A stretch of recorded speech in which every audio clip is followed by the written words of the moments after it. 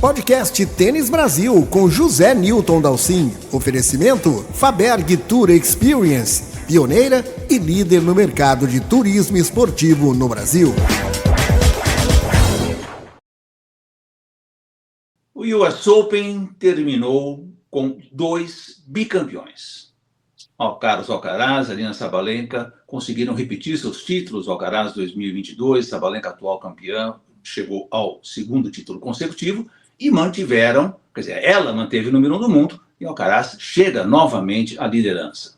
Um torneio bastante agitado e para isso nós vamos bater um papo aqui com o nosso tradicional mesa redonda de pós-Grand Slam com Alexandre Cossenza e Otávio Maia, a quem eu já agradeço a presença aqui no podcast Tênis Brasil mais uma vez. Bom dia para vocês. Bom dia, Zé. Vamos nessa, mais um. Bom dia, vamos. Gente, então, como eu comecei dizendo, o campeonato terminou de uma forma mais ou menos previsível. Acho que a única surpresa ali tenha sido o vice-campeonato da Amanda Anisimova. Mas, de uma forma geral, olhando todas as rodadas, olhando tudo que aconteceu, uma surpresa ali no começo, algumas desistências, mas, para mim, faltou emoção ao US Open. E para você, Alexandre Cossenza? Acho que faltou uma zebraça aqui e ali, né? Acho que não teve nenhum resultado assim daqueles de causar grande estrago na chave, de abrir buracos e tal. É uma zebrinha aqui, outra ali, uma surpresa, umas derrotas, né, precoces, mas você tem no masculino de novo o Sinner e Alcaraz, que estão realmente, né, acho que um degrau acima do resto, e tá engraçado o circuito, porque você tem Sinner e Alcaraz aqui, o Djokovic aqui e o resto daqui para baixo.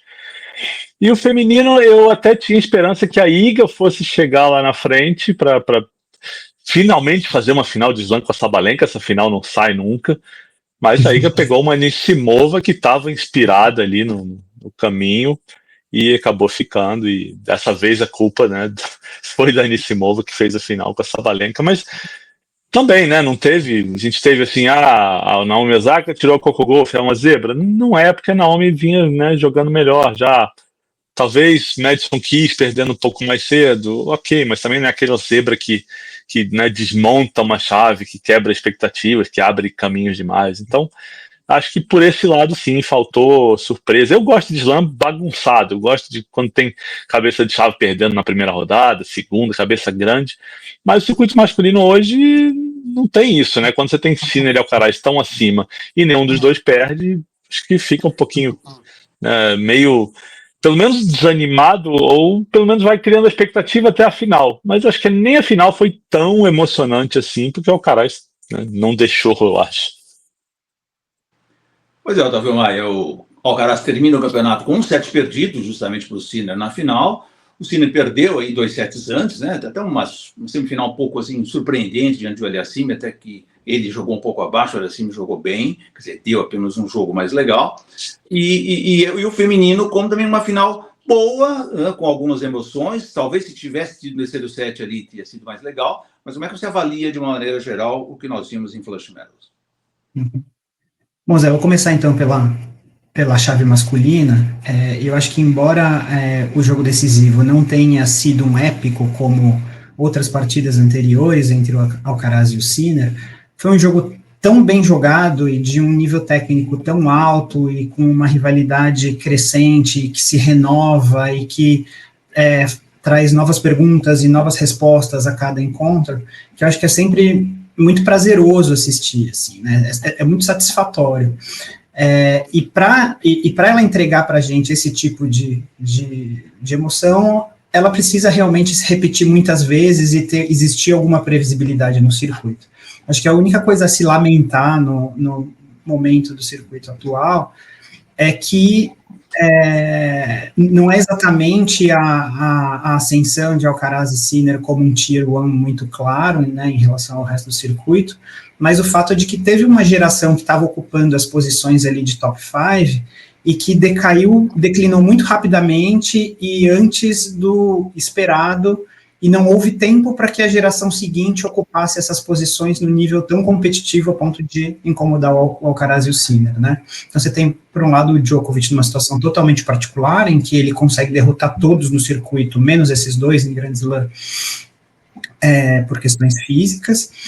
E depois você tem, por exemplo, o Zverev, que aí tá aí na casa dos 28 anos e que declinou, assim, de uma maneira brutal no último ano. Você tem o Medvedev, nem se fala, você tem o Tsitsipas saindo do top 15, do top 20, são jogadores que estavam enfileirando títulos, fazendo finais de slam, eventualmente até acumulando vitórias sobre o Big Three, enquanto o Big Three ainda estava lá, e de uma hora para outra eles foram perdendo rendimento, e não houve tempo para que quem estava escalando esses degraus ocupassem essa posição, né? Então tem uma geração aí de Draper, a gente espera que mais para frente venha João, venham outros jogadores, Shelton, esses caras ainda não estão 100% prontos para enfrentar esse nível, né? E o circuito feminino, por outro lado, entrega emoção de uma outra maneira, né? A gente não tem uma previsibilidade tão grande, a gente tem mais surpresas, e ele é um pouco mais democrático, né? A gente não tem essa rivalidade tão clara, que a gente só vai encontrar no masculino, mas quando o torneio começa, o circuito, parece que ele está ficando cada vez mais disputado. Então, assim, hoje em dia a gente tem muitas candidatas viáveis ao título, né? Então a gente tem a Sabalenka, a gente tem a Iga, de repente a gente volta até a Osaka, de repente a gente tem a Muhova, que é uma jogadora espetacular, que vai voltando às rodadas finais, já esteve ali, né, já tinha feito semi de Wimbledon, já tinha feito final de Roland Garros, semi de US Open, e pode estar lá de novo. De repente você tem uma Rybakina que pode encaixar seu jogo e jogar no nível até acima da Sabalenka, eventualmente. Então, você tem a Anisimova se chancelando como uma jogadora de elite e que resolvendo seus demônios interiores, encontrando sua paz interior aí. Eu acho que ela, né, se não tiver ofegante, não tiver nervosa, ela joga num nível que permite a ela enfrentar qualquer jogadora do circuito em quadras rápidas.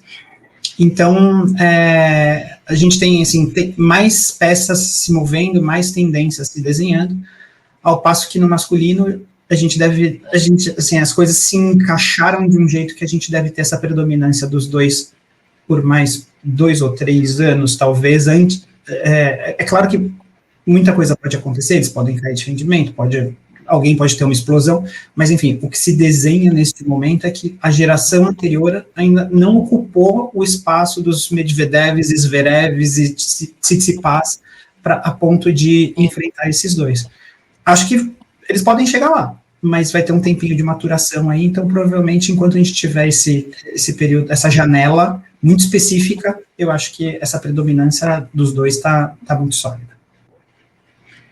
Pegando esse gancho, Cossenza, o Alcaraz e o Sinner sinalizam aí uma longa permanência no domínio dos grandes slams, na ponta do ranking.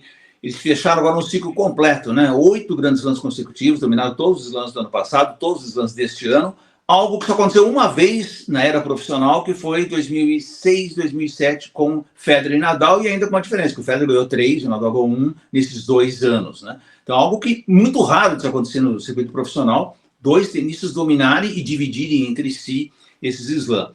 Então, dá uma ideia realmente de domínio, mas aí eu te pergunto, não fica um pouco monótono o circuito? Eu acho que em algum momento sim. Eu acho que ainda não chegamos nesse ponto. Mas também não acho que não falta tanto assim para ficar monótono. O que compensa, e eu acho que isso valeu um pouquinho para a época de Federer e Nadal, é que a gente sabe que se tudo se confirmar lá na frente, a gente pode ter um jogaço. E eu falei antes, não foi tão emocionante essa final, porque eu acho que o cara jogou num nível espetacular, extraordinário, mas como o Otávio falou, foi uma final muito boa, muito bem jogada. Talvez se o Sinner cometeu alguns erros a mais, é porque ele se viu forçado a ir um pouco além do que ele, né, se sente à vontade, buscou mais linha, tentou ser mais agressivo e acabou cometendo mais erros. Mas eu acho que ainda não chegamos lá. Pode ser que aconteça, porque essa coisa da rivalidade tem isso, né? Porque se por um lado você tem 2 caras muito acima e capazes de apresentar um nível soberbo, você perde, de repente, num slam de 2 semanas, você passa ali 12 dias enrolando para chegar no que todo mundo acha que vai acontecer e que vem acontecendo. Então, tem esse lado também mas acho que não chegamos lá ainda. Espero que não cheguemos. Acho que afinal, óbvio que não dá para. Talvez a gente nunca mais vá ver uma final como a de Roland Garros, por todos os elementos que estiveram envolvidos ali, os altos e baixos, match points salvos, as quebras, a duração da partida também. Mas acho que a gente vai ver jogos bons e é muito animador você ver as entrevistas deles depois das partidas, porque o Sinner chega numa coletiva depois de pegar uma final de Slam falando já que tem que começar a trabalhar para se tornar menos previsível, para sair de zona de conforto. E o Alcaraz dá uma coletiva falando que pensou em algo parecido assim que perdeu a final de Wimbledon. Então acabou a final, ele já estava pensando no que podia melhorar. E isso é até um pouco assustador, porque se imagina o Alcaraz, tem 22 anos só, já tem 6 títulos de Slam, número 1 do mundo, e ainda fala em evoluir do jeito que ele está jogando. E o Sinner a mesma coisa, tem 4 slams, número 1 do mundo durante um bom tempo, um dos caras mais consistentes do circuito, só perde para o Alcaraz praticamente. Teve uma derrota isolada para o Bublik ali na grama, mas fora isso, só o Alcaraz. E o cara sai de uma final de slam, depois de terminar uma temporada em que ele fez final dos 4 slams, e sai dizendo que precisa evoluir, que precisa ser menos previsível, que precisa adicionar variedade. Então é assustador para o resto do circuito, é assustador essa perspectiva.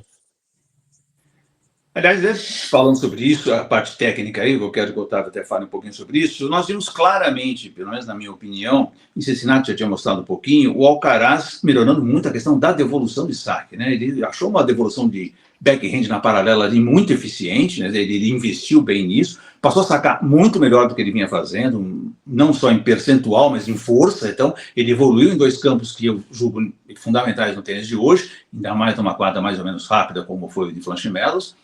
Enquanto o Sinner ainda não está lá, mas ele já vai indo mais para a rede. Claramente o Sinner, ontem por exemplo, ficou muito claro que ele vinha pelas paralelas e a primeira chance ele ia para a rede para tentar volear, cortar o tempo do Alcaraz. Ou seja, também um progresso técnico necessário. Então, nesses 2 campos, acho que os dois ainda, por cima, como você bem destacou, estão evoluindo. O que eu vejo, e também quero que o Otávio comente, é que os 2 jogadores são extremamente versáteis nos 3 pisos, tá aí o Alcaraz aí, 2 grandes Slam em cada piso diferente, quer dizer, é uma coisa inacreditável para um garoto de 22 anos.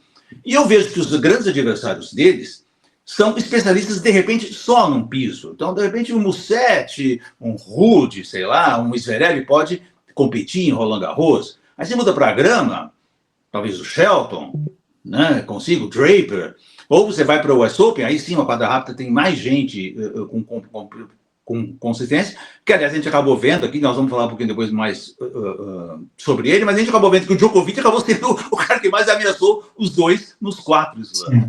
Então, Otávio, então tem essas 2 questões, né? Quer dizer, você tem o progresso técnico deles já na versatilidade que eles têm nos pisos, e eu não vejo um concorrente para todos os pisos, eu vejo concorrentes separados em cada momento.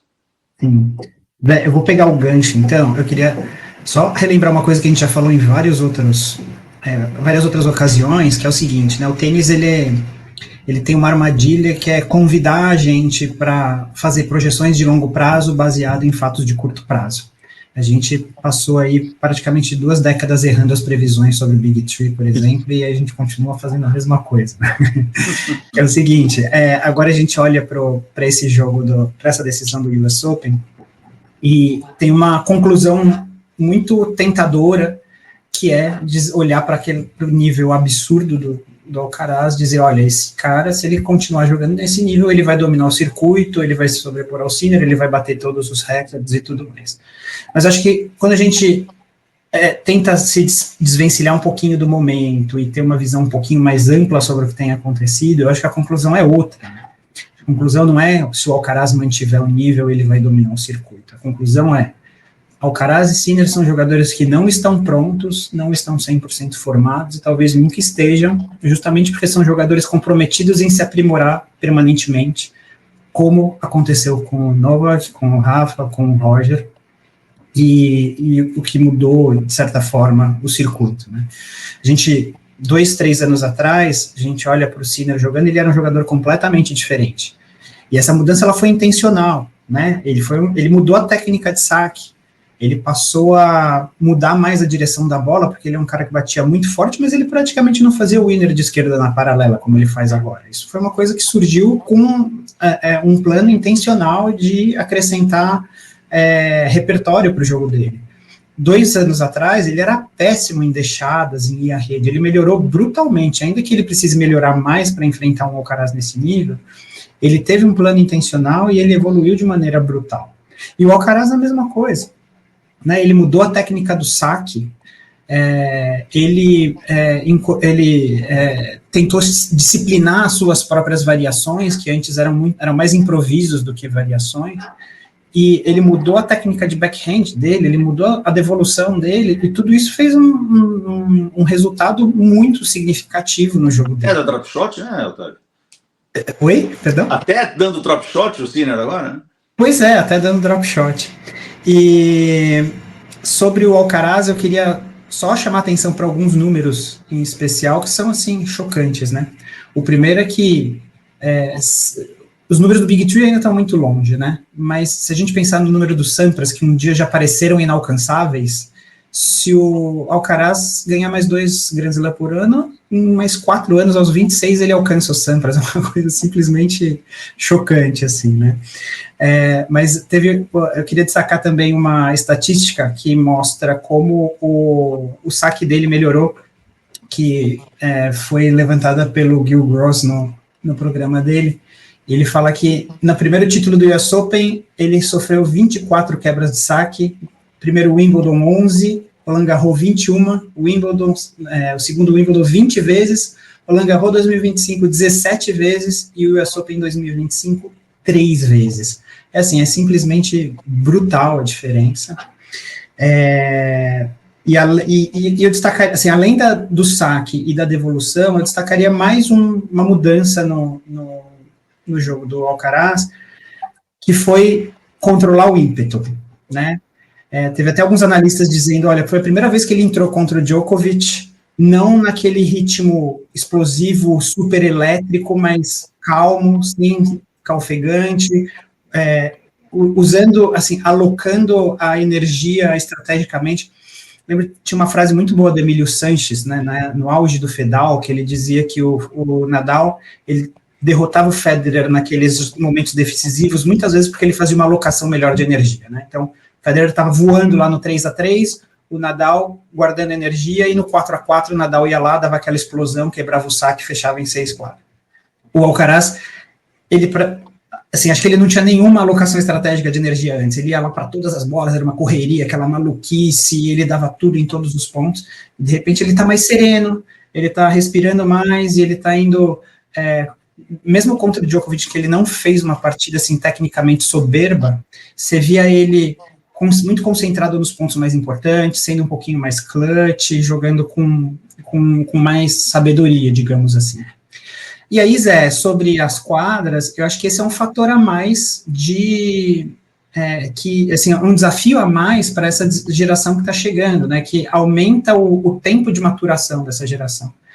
Porque acho que todos estão sendo instados, né, num cenário de mais homogeneidade de quadras, de bolas e tal, a jogar de maneira, assim, mais democrática, a ser competitivo em todas as quadras.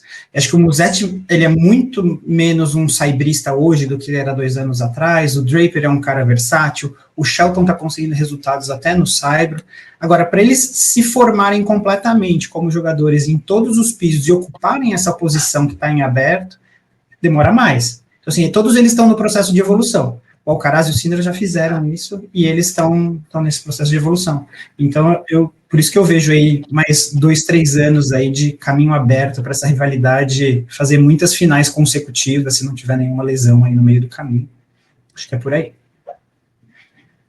César, quero te ouvir também sobre esse mesmo tema, e já aproveitando para colocar aí nessa balada a questão do Aliassime, né, que acabou fazendo um excepcional US Open, né, lembrou assim de 2021, né, quando ele fez a mesma semifinal, e a gente viu o Aliassime, muitos daqueles problemas emocionais de muitos vícios, depois acabou ganhando alguns campeonatos, parecia que ia, não ia, Mas ele também mostrou progressos técnicos evidentes nesse US Open, né? Sacou bem, usou muito bem o forehand, se mexeu muito bem na quadra, que eu acho que foi isso o que mais permitiu a ele esses resultados todos. Fez até um jogo muito bom com o Sinner. E eu queria que você falasse também um pouquinho do Djokovic, né? Porque, afinal das contas, o Djokovic termina a temporada com 4 semifinais de Grand Slam, acho que está extremamente difícil para ele ganhar um Slam hoje, a menos que o Sinner e o Alcaraz percam em rodadas antes de cruzar com ele, que é bastante pouco provável.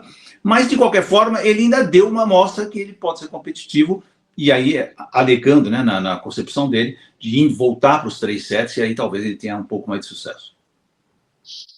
O Djokovic, eu acho que ele está numa espécie de limbo, e eu não falo isso de maneira crítica, longe disso, mas ele está num terreno que ele está sozinho, né? Ele ganha de todo mundo e perde dos dois.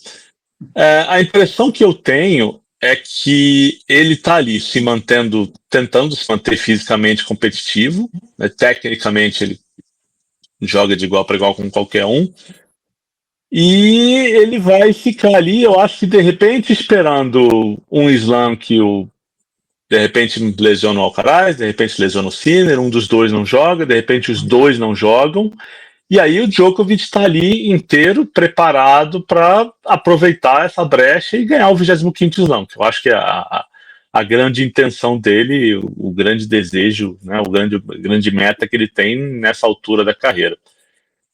Pelo menos é a impressão que eu tenho, sabe, dele se manter ali competitivo até aparecer uma chance e ele lá ia abocanhar. Só faltando um pouquinho no Alcaraz, acho que eu vou muito pela linha do que o Otávio falou. Eu acho que assim, falo por último, a coisa da consistência da disciplina tática. E assim, ele não teve lapsos mentais, não teve aquelas escolhas erradas de golpe que ele tinha. Teve em outros slams que às vezes ele perdeu completamente o roteiro de algumas partidas ali. Teve um jogo, uma derrota para o Zverev, uma para o Medvedev, até derrota para o Djokovic no Australian Open desse ano. Ele se perde completamente, acho que tática e mentalmente. E esse US Open ele é muito mais consistente taticamente, mentalmente, do começo ao fim. Tanto que ele nunca tinha chegado nas oitavas de um slam sem perder 7. E dessa vez ele chegou na final sem perder 7 e perdeu um ali porque foi uma quebra de saque, um gamezinho que o Sinner foi melhor que ele. Agora, sobre o Félix, para mim foi, né? Para mim não, acho que para muita gente foi a grande surpresa do torneio. Quando ele ganha do Zverev, óbvio que ele fez uma partidaça ali, mas eu ainda estava com o pé atrás, porque você olha, os jogos do Zverev tem isso. Às vezes o Zverev é muito passivo, de deixar o adversário jogar, de ficar naquela coisa, vou trocar a bolinha aqui, e pega um adversário que está num dia inspirado, acertando, indo para o winner, sacando bem, o Zverev acaba ficando pelo caminho. Foi o que aconteceu. Mas até ali eu achava, bom, foi uma partida do Félix, né? Daqui para frente vamos ver. Não sei se ele vai jogar de novo assim. Até porque ele vinha de uma derrota horrorosa para o Sinner em Cincinnati, né? Ele tira 2 games do Sinner em Cincinnati só. 0-2 ou 2-0, não lembro o placar exato agora.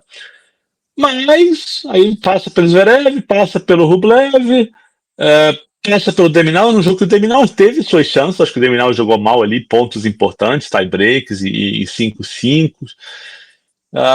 E o Félix fez um belo jogo contra o Sinner. Eu acho que, né, dadas as possibilidades que ele tinha e dado o nível que o Sinner vinha jogando, fez uma bela apresentação. Ok, nessa partida o Sinner não sacou bem, inclusive foi uma coisa que ele não fez tão bem, né, ou tão consistentemente durante o torneio. Teve um set com o Ogier assim, que ele estava com menos de 40% de primeiro serviço. Inclusive teve isso, se eu não me engano, foi o quarto set contra o Alcaraz na final. Em um momento, eu olhei para a estatística, o Sinner estava aproveitando 35% de primeiro serviço. Não vai ganhar do Alcaraz assim. Mas foi uma grande partida do Félix, foi uma grande campanha e de repente é aquilo que falta para acender uma chama e até para ele, né, o tenista às vezes precisa desse tipo de campanha, de vitória, para voltar a acreditar que, olha, posso estar aqui no top 10 de novo, posso voltar, até porque, como a gente está falando aqui, a geração lá do Medvedev, do Tsitsipas, né, o Rublev também tem seus altos e baixos. Essa geração não está tão forte quanto já esteve. né? Aí a gente tem o Fritz como número 4 do mundo, que não inspira grande confiança de que vai brigar por coisas grandes o tempo inteiro. Então, se o Félix olha para esse top 10 hoje, baseado nessa campanha do US Open, ele pode perfeitamente acreditar que ele pode voltar a estar ali entre os 10, 15 do mundo sem grandes problemas. Tá, o que te passa pela cabeça sobre o Djokovic? O Djokovic é sempre tema nosso aqui, quando a gente fecha Grand Slam, né? Porque é inacreditável que é um jogador, né, de 38 anos, ele chegou sem nenhum aquecimento ao US Open, não jogou nada antes, havia aquelas dúvidas, as primeiras 2 rodadas ele capengou na quadra, né? Teve problemas físicos, chamou fisioterapeuta, parecia que ia morrer na quadra, e ele acaba indo, ele sempre acha a sua maneira, consegue recuperar o seu nível de jogo. E como bem destacou o Cosenza, você olha ali, ele pega um Fritz, que é 4 do mundo, meu Deus do céu, o Fritz não tem jogo para ganhar o Djokovic nunca, vai jogar mais 20 vezes, não vai ganhar nunca do Djokovic. Então, ele, apesar de todas as suas dificuldades, né, físicas principalmente, eu imagino, você vê que o terceiro set contra o Alcaraz, ele literalmente morreu em quadra, né? E já vinha de 2 dias de descanso e ainda morreu fisicamente. Mas, diante dos outros, o Djokovic ainda é um jogador excepcional. Uhum. Exato, Zé. Assim, a impressão que eu tive desde o início do torneio foi de que ele estava bem tecnicamente, mas que toda vez que ele jogava um ponto muito longo, ou ao menos um ponto muito físico, ele perdia os 2 ou 3 seguintes, porque ficava ofegante e perdia um pouquinho da precisão, um pouquinho da velocidade, etc. E naquelas primeiras rodadas, assim, já me pareceu muito claro de que, mesmo contra o Alcaraz, a quem ele derrotou de uma maneira magnífica alguns meses atrás no Australian Open, ele teria pouca chance de vencer, porque, assim, o Alcaraz certamente colocaria um ritmo que seria muito mais intenso do que os outros estavam fazendo, e essa dificuldade dele ia aparecer de forma mais pronunciada. Assim, me parece que os prognósticos são os mesmos, desde o ano passado, a cada torneio a gente fala sobre isso, né, como é magnífico que alguém com a idade dele consiga ser tão competitivo no circuito, e me parece que, assim, se ele decidir jogar saque e voleio, ele vai continuar sendo competitivo. Se ele decidir que ele vai defender, ele vai continuar sendo... Ele tem uma técnica de elite, uma capacidade de elite em todos os aspectos do jogo, em qualquer quadra, é uma coisa, assim, sobrenatural. Por outro lado, já faz mais de um ano que a gente coloca aqui em pauta que o Sinner, naquele momento, e depois o Alcaraz, eles atingiram um nível que é quase inviável para o Djokovic lidar neste momento. E esse gap vem aumentando cada vez mais, e agora ele é tão evidente que eu não sei o que o Djokovic pode fazer com isso. Acho que a tese do Cosenza é boa, né? Ele está lá esperando um momento em que, às vezes, alguém, né, tem algum probleminha, acaba caindo no colo dele, e aí ele é o principal competidor, o principal candidato ao título. Mas eu fico, assim, realmente curioso com saber o que se passa na cabeça dele, porque existia, assim, quase que um consenso de que, se um dia ele entendesse que ele não tem mais condições de vencer, ele não continuaria no circuito, porque ele é um vencedor nato e ele não vai ficar lá para ser coadjuvante, ele quer beliscar os maiores títulos. E assim, essa distância em relação aos dois, ela tá tão evidente, né? Ele jogou 3 sets com o Alcaraz jogou 3 com o Sinner na Austrália, 3 com o Sinner em Roland Garros, 3 com o Alcaraz agora, perdeu os 9 sets e não ganhou nenhum, né? Mesmo jogando bem. Então, assim, agora o tempo vai passando, no Australian Open ele vai estar 4 meses mais velho, para os outros não vai fazer diferença nenhuma, para ele vai fazer, né? Assim, vai corroendo essa resistência, essa resiliência dele. Então, assim, eu realmente fico muito curioso para saber o que se passa na cabeça dele, mas eu acho que a tese do Cosenza é a melhor até agora, assim, porque não existe uma perspectiva clara dele vencer esses dois, mas ele está sempre muito próximo ali, e numa eventual surpresa, ali, numa eventual infelicidade de algum dos dois, ele pode voltar a vencer. Vamos falar um pouquinho do feminino. Acho que é um pouco talvez exagero da minha parte dizer que a Sabalenka salvou a temporada, que afinal de contas não foi uma temporada tão ruim assim, mas estava faltando esse título para ela, né? 2 vices de slam, principalmente Roland Garros, que eu acho que é um torneio que ela adoraria ter vencido, né? Um piso completamente diferente para ela. Ela tem bons resultados no Cyber, mas obviamente ganhar um Roland Garros seria extraordinário. Escapou, semifinal de Wimbledon, perdeu a final da Austrália para a Madison Keys. Mas então faltava para ela ali e ela jogou o US Open sob a pressão de perder o número 1 do mundo. Obviamente ela precisava chegar até as quartas e eu acho que a partir dali aliviou a situação para ela. Ela viu que as adversárias não estavam a esse ponto, aí ela viu uma Coco Gauff perder, viu a Iga perder, eu acho que aí ficou muito mais simples para ela, e, embora eu não ache que ela tenha feito um excepcional campeonato, mas eu acho que ela readquiriu aquela condição de grande vencedora, e aí essa parte mental. Cossenza. Eu acho que o caminho da Sabalenka ajudou um pouquinho, acho que a chave dela foi, né, acessível, digamos assim, no começo. Ela tinha um jogo que eu achava que seria duríssimo contra a Vondrousova, que era o jogo de quartas de final, se não me engano, e a Vondrousova lesionou e não entrou em quadra. E aí veio a semifinal com a Pegula, que tem muito menos de onde tirar para jogar contra a Sabalenka, né? A Pegula é uma tenista consistente, trabalha ponto, mas se a Sabalenka tiver no jogo A ou no jogo B+, ela ganha da Pegula, ela passa por cima. Até teve um pouquinho de dificuldade ali, foi um jogo de 3 sets, se eu não me engano, mas passou e a final contra a Anisimova, que aí que eu acho o que eu achei mais interessante da Sabalenka nessa final é que, obviamente, a gente está falando de 2 tenistas que atacam primeiro e depois pensam em defender, 2 tenistas que gostam de ter o controle do jogo, que gostam de ter a partida na raquete delas.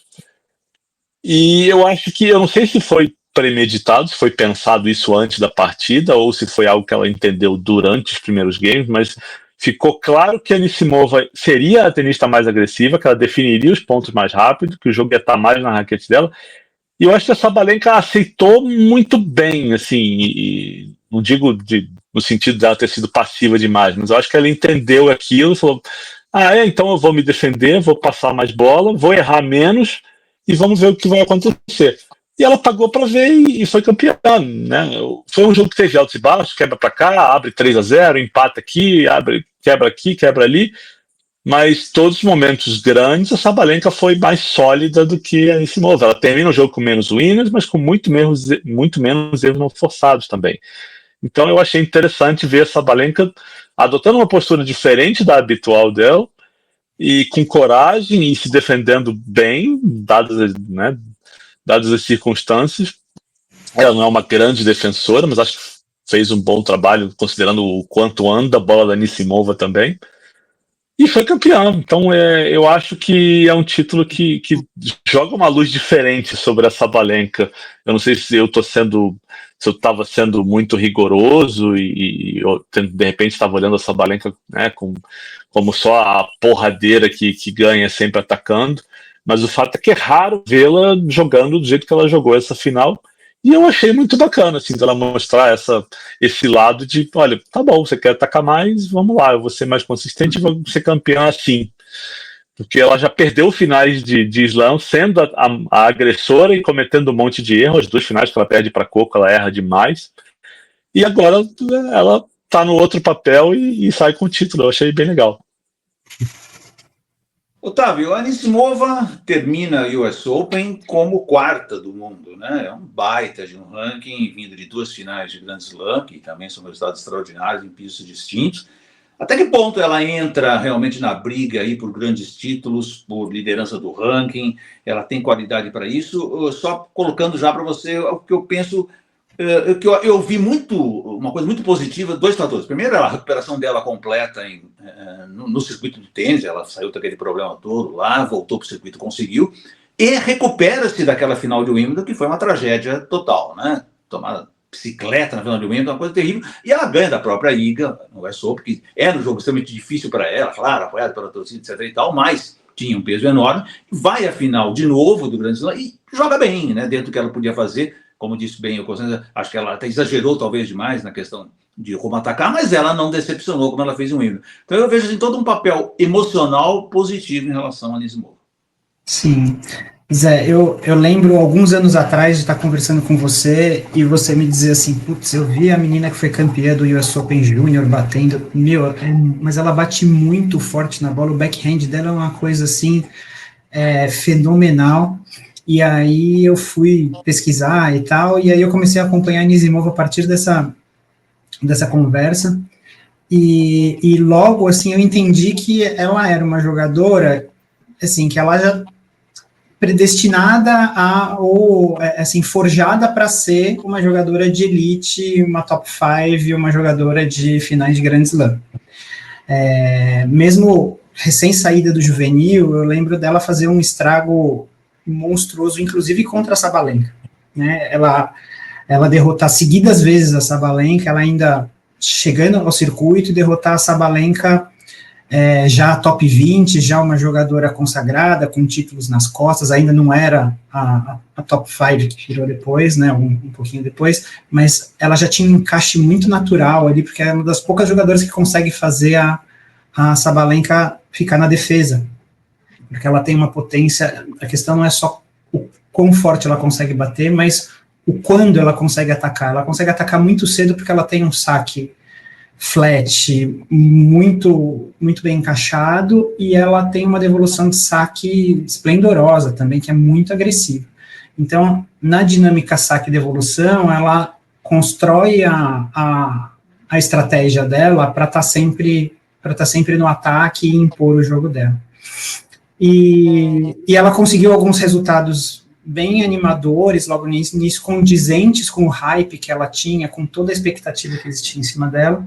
Depois, se não me engano, ela teve uma parada por questão de luto, né, ela, se não me engano, perdeu o pai, e depois ela teve outras questões mentais e acabou se afastando do circuito, ela realmente estava com dificuldade de encontrar o melhor jogo dela, e, assim, parece uma coisa que era super transparente, assim, você via a Anisimova na quadra e não parecia alguém que estava feliz, não parecia alguém que estava jogando confortável.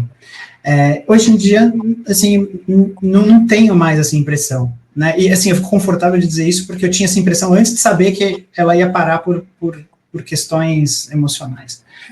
E hoje em dia ela parece muito confortável dentro de quadra, e o jogo dela está fluindo, assim, de maneira espetacular. Acho que ela tem uma vantagem natural em quadras de grama, em quadras muito rápidas, porque a bola dela é muito penetrante, mesmo quando escorrega aquele backhand dela, assim, ele é quase indefensável.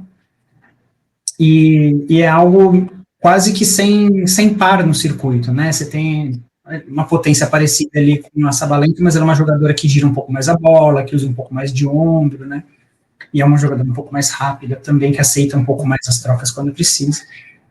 E agora, assim, o que dá para dizer, embora ela seja uma jogadora, teve uma trajetória muito instável e muito imprevisível, o que dá para dizer acho que ela já sacramentou qualquer dúvida que possa ter existido sobre o repertório técnico, sobre a qualidade técnica e a capacidade técnica dela de estar entre as 5 melhores do mundo. Acho que não existe mais a menor dúvida sobre isso. A questão é o quanto tempo ela vai continuar jogando no prime dela e se isso vai ser suficiente para ela ficar mentalmente bem e vencer as rodadas finais de Grand Slam. Tem até uma coisa que eu ia dizer que me angustia um pouco em relação a Sabalenka, que é o seguinte: se a gente olha para o circuito feminino, depois daquela geração das irmãs Williams, Sharapova, Renan, Clijsters, etc., a gente tem pouquíssimos casos de jogadoras de elite que assim, mantiveram o seu prime por muito tempo, que ficaram ali no top 5 por muito tempo, por exemplo, que ganharam finais de Grand Slam com muitos anos de diferença. O que a gente tem, o padrão tem sido outro, né? Tem sido de estirões, de picos mais curtos e depois uma queda e oscilações, etc. e tal. Me angustia em relação a Sabalenka porque faz tempo que ela está jogando bem, já faz 3 anos ou mais que ela está nesse nível de disputar toda a final de Grand Slam, de disputar o número 1 do mundo, estar ou disputar o número 1 do mundo, e eu não sabia por quanto tempo ela ia jogar nesse nível, mas e as oportunidades estavam passando, e eu acho que a coleção de troféus de slam dela não refletia o tamanho que ela tem no circuito. Acho que agora melhorou um pouco, mas acho que ainda tem um déficit, assim, ela é uma jogadora que deveria ter mais slams. Ela perdeu muito, assim, deixou escapar muitos ali nas filigranas. Então,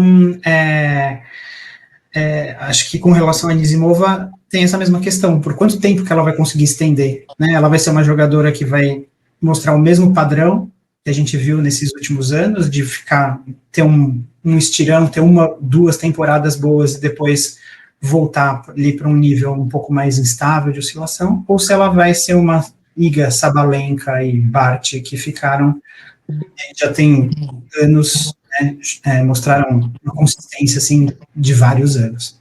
É isso aí. Costenza, vamos falar um pouquinho dos 2 brasileiros homens, João Fonseca e Guto Miguel, né? O João, queria até você avaliar bastante a questão do quanto ainda se cobra mais do que se deve. O João Fonseca, acho que é um tema que sempre se precisa colocar. Ele fez seu primeiro US Open profissional, ele vindo do título juvenil de 2023. No ano passado não passou o quali, esse ano, então, finalmente ele entrou na chave.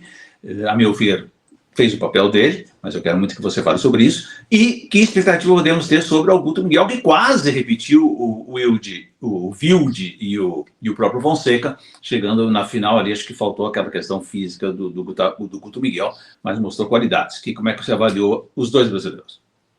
Olha, eu concordo com você, acho que o João fez o papel dele.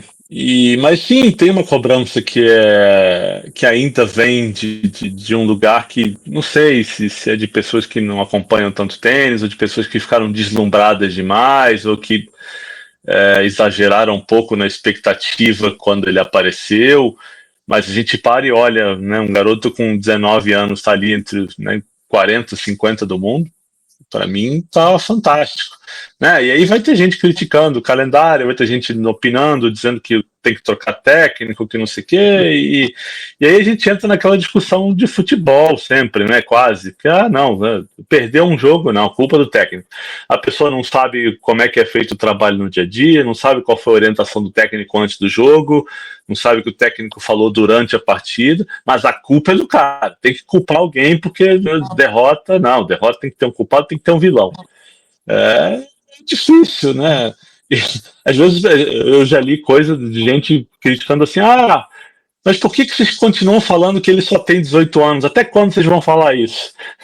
Até ele fazer 19. Sabe? E porque ele continua, ele fez 19 agora, né? Tem 2 semanas, mas continua sendo jovem, continua sendo super precoce o que ele está fazendo para 19 anos. E isso precisa ser lembrado, porque às vezes ele perde, como aconteceu no US Open, de um Marat, que talvez hoje seja o tenista mais completo que ele, que tem, né, 24 anos, se eu não me engano, o Marat, 23, 24, mas é o cara mais experiente, que está ali como 20 e poucos do mundo, já passou por slams, né, em mais de uma temporada. O João está na primeira temporada dele completa, disputando os 4 slams. E passou a primeira rodada em todos os slams que ele jogou, né? Sim. Exatamente. O que é um negócio fora da curva. E todas as primeiras rodadas ele ganhou 3-0, se eu não me engano, também. E umas primeiras rodadas que não eram tão simples assim, é bom que se diga, né? Essa do US Open contra o Kecmanovic é um cara chato de jogar, né? Ele ganhou, se não me engano, a primeira rodada em Roland Garros, acho que foi do Urquhart, se eu não me lembro bem agora, que tinha acabado de fazer uma final em Genebra contra o Djokovic, tirou o Rublev na Austrália, então não foram primeiras rodadas fáceis. Então tem que lembrar que o João está fazendo coisas que são muito grandes para a idade dele, e a gente fala de idade no tênis porque tem uma questão que é muito presente na modalidade, que é maturidade, que é vivência, que é o quanto o corpo desenvolve, o quanto o corpo está preparado para resistir às exigências do circuito. Então tudo isso só tem que evoluir com ele quando ele tiver 20, 21, 22 anos. É muito cedo para querer que um garoto de 19 todo garoto seja um Nadal ou um Alcaraz. Aí a gente está falando, né? Então, são coisas... São as exceções das exceções das exceções. O João é uma exceção também. Então isso tem que ser lembrado sempre. Acho que ele, né, nesse US Open fez o papel dele, na temporada ele está fazendo o papel dele. Acho que ele tem uma grande chance de terminar o ano entre os 32 do mundo, que colocaria ele como cabeça de chave na Austrália, e aí já faz uma diferença grande para olhar para o torneio com outros olhos e com outras pretensões, mas está fazendo o papel dele, né, brilhantemente, eu acho, até agora. Sobre o Guto, eu achei fantástico que o Guto tenha chegado, né, você sabe que eu não gosto muito de badalar juvenil, porque é cedo e tem muita coisa pela frente, mas eu achei fantástico ele fazer uma semifinal sem saque, né? Porque ele estava com um problema no abdômen, estava com uma lesão desde as oitavas, ele ganha esse jogo de oitavas, ele faz o jogo inteiro de quartas empurrando o saque, teve saque dele a 60 milhas por hora em um certo momento no jogo contra o britânico, e segurando a onda, e quando ia para troca de bola, ele baixava, né, soltava o braço, enfiava a mão, ganhava a maioria dos ralis. Mas aí chegou na final contra o búlgaro, a coisa ficou mais complicada. Ele é um cara mais consistente, trocou muita bola, exigiu mais do Guto, e aí o Guto, sem conseguir ganhar muito ponto de graça, ou quase nenhum ponto de graça com saque, realmente fica difícil de competir. Mas eu acho que sai desse US Open com sabe, as melhores expectativas e perspectivas, e que não coloque muita pressão também em cima do garoto, porque é um slam que juvenil, tem muita coisa pela frente, aquele papo de sempre que a gente tem que repetir, porque tênis tem muitos intangíveis e a gente não tem como prever o quanto um vai evoluir, o quanto o outro vai evoluir. Agora tem o Baby Dimitrov ganhando os slams, né, que é o Ivanov, que 17 anos depois que o Dimitrov ganhou o Wimbledon e o US Open, o Ivanov foi lá e ganhou o Wimbledon e o US Open esse ano tem também. 16 anos esse garoto, hein? Impressionante, né? Impressionante. Então, a gente nunca sabe, né, o que vai acontecer, porque tem tantas variáveis aí, tantos elementos que entram nessa equação que formam um tenista, que fazem um tenista se desenvolver, mas né, não tem como não ver esse US Open do Guto com bastante otimismo. Otávio Maia, para encerrarmos, vamos falar um pouquinho de Bia Haddad Maia, que acabou, de certa forma, salvando ali a sua situação no US Open. Ela defendia quartas, podia ter caído drasticamente no ranking, conseguiu avançar 2 rodadas. Até para mim fez um ótimo jogo, né, antes da derrota para a Anisimova, que depois vimos o que a Anisimova aprontou no circuito, né? Ela, no torneio, ela liquidou todo mundo, o Iga e tal, foi para a final. Então temos que dar até um desconto para aquela atuação muito acima da Anisimova sobre a Bia. Mas vamos, eu acho que ela sai positiva e vem agora para São Paulo aí jogar um torneio em que ela é favorita absoluta, é a única top 50 da chave, mas também tem um peso sempre grande de, primeiro, fazer pontos, que é uma coisa importante para ela, porque ela ainda tem coisas a defender até o final da temporada. Segundo, mostrar aqui para a torcida brasileira, que vai apoiar muito ela, certamente, mas mostrar serviço aqui. Eu particularmente fiquei aliviado com o desempenho da Bia no US Open, por 2 razões. Primeiro, porque fazer oitavas de final num Grand Slam não é toda hora que acontece, né? Quantas vezes a gente viu a Bia ou um outro brasileiro em oitavas de final de Slam, não é toda hora que acontece, assim, né? Passou por isso já, mas realmente não é banal.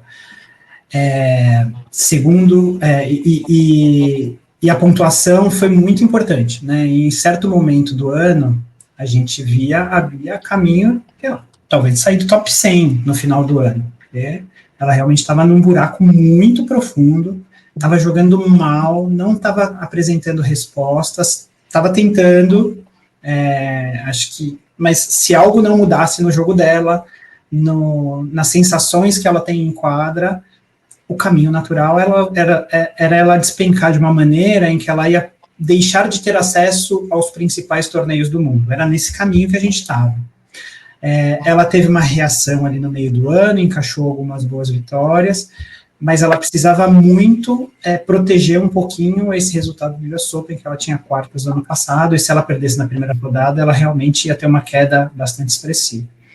Que a gente tem hoje um cenário bem mais animador, né, em que ela tem assim, condições totais de proteger pelo menos o top 50 aí até o fim do ano, sem ter que fazer nenhuma mágica, para começar o ano que vem mais leve, direto na chave dos principais torneios, e aí tentar assim, retomar esse bom desempenho. A segunda questão é pelas sensações que ela apresentou em quadra, né? Ela realmente jogou muito melhor, a estreia teve aquela coisa da tensão, ela não conseguiu se mover direito em alguns momentos, o saque ficou muito lento, mas passado aquela situação, ela fez outras 2 partidas muito firmes, assim, de um jeito que fazia tempo que a gente não via, como o pessoal gosta de dizer, a Bia do Velho Testamento, e nem acho que jogou mal contra a Anisimova, que realmente naquele piso, naquele encaixe, naquele casamento de jogo, com a Anisimova jogando solta e naquele nível, realmente era muito difícil. Até podia acontecer, pela instabilidade da Anisimova, pelo nível de risco que ela joga, de em algum momento ter uma disrupção ali naquele piso de jogo e as coisas mudarem muito vertiginosamente. Não aconteceu, mas assim, acho que a Bia fez o papel dela e tá tudo bem, ela não saiu de quadra, apesar do placar, ela não saiu de quadra, né, com aquela sensação, com aquele peso, aquela sensação sombria que a gente viu em outros momentos, assim.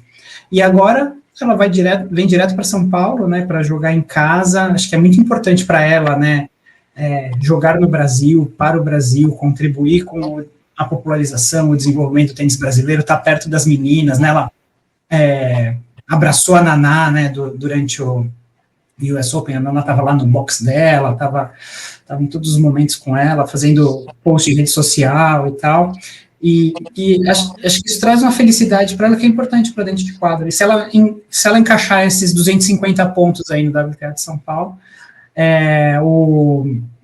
o ranking fica muito bem protegido, né, ele vai ter bastante ponto para defender no fim do ano, mas ela já fica com um ranking bem protegido, e acho que com um ânimo bem renovado para um 2026 mais forte, mais coeso, né, assim, com menos intempéries do que foram os últimos 2 anos, especialmente este.